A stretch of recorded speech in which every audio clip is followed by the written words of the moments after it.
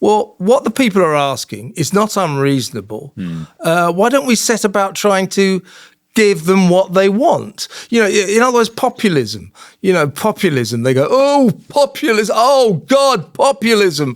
We've got to stop populism. What is the definition of populism? It is the instigation of policies that are popular with the people. What is it that the left and the BBC and Labour MPs find so appalling about that concept? Policies that are popular with the people. We must stop that. I suppose I mean, as you know, there are issues with populism when it does things that it will be popular with some of the people, but will actually inevitably lead to not such great results.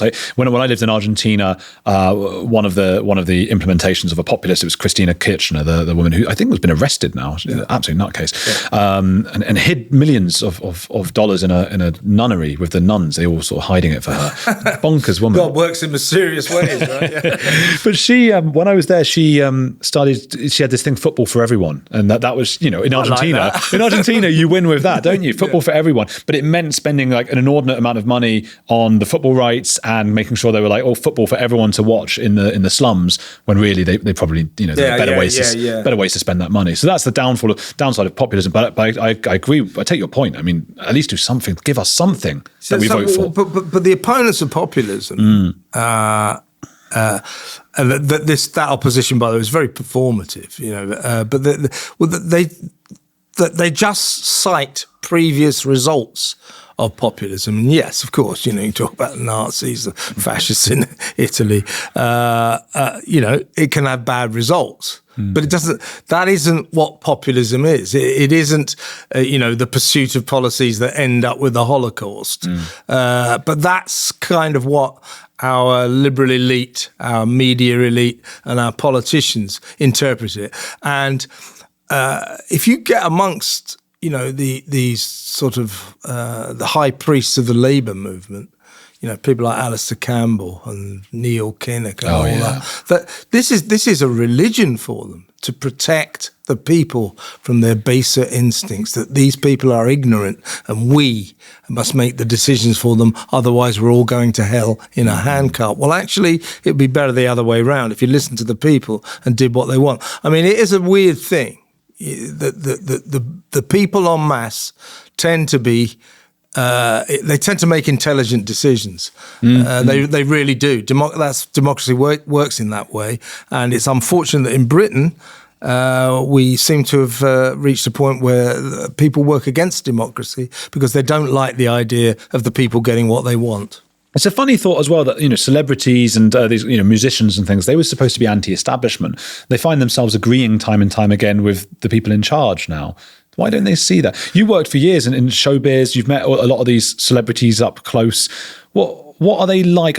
Is it just all for them, even more than normal people, about fashion and what will make them popular? Yeah, it's fashion. It's fashion. Coppers and entertainers always reflect where we're at socially, culturally. So back in the 70s, TV comedians were all kind of right-wing Tories who were members of the golf club. Jim Davidson. Yeah, Jim Davidson, Jimmy Tarbuck, all these people.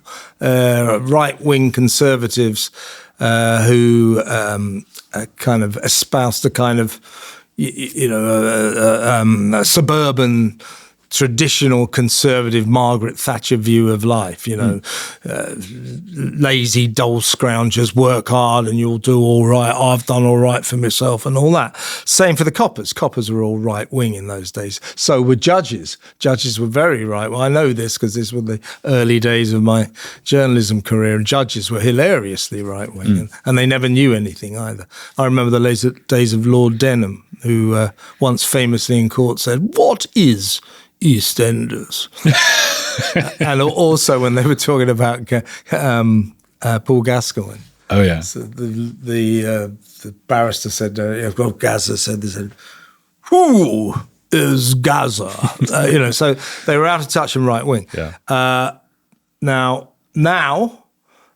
coppers, judges, entertainers are all left wing because that is the cultural orthodoxy in which we find themselves. So all of these are the Dawn Frenches of this world, the people who work on The Guardian, people who work at the BBC, what they don't realise is they are the new establishment. It's people like me who are anti-establishment because we dare to say things that might not be construed as left-wing. You know what's funny is when you meet a policeman today, a former policeman, like 50, 60, 70 years old, when I've had conversations with them, most of them anyway, they will have been sort of manipulated by their children and grandchildren or whatever. And so time and time again, they'll say, gosh, I did a lot of things back in the 80s and 90s, and I regret that. I now know better. And I want to sort of grab them and go, no, you don't. Yeah. You really don't. But they get seduced by the new fashion. It was fashionable when they were 30 or whatever to be one way, as you say, and now they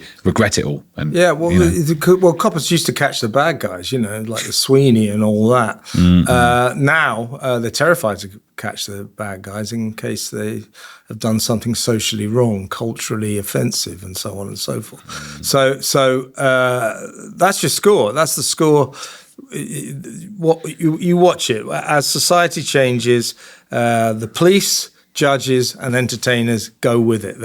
They're totally orthodox. So Dawn French thinks she's being somehow or other anti-establishment by her ludicrous, moronic nonsense about Gaza. No! She looks a bit odd. She's gone a bit funny, hasn't she? Yeah. Well, yeah, she never was all that funny, if you ask me, but that's another issue.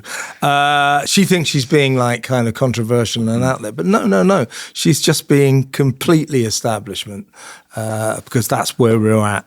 It's infuriating though. It's a sort of establishment, anti-establishment, and those fashions. You see it with this. I mean, I started thinking there was nothing they wouldn't do.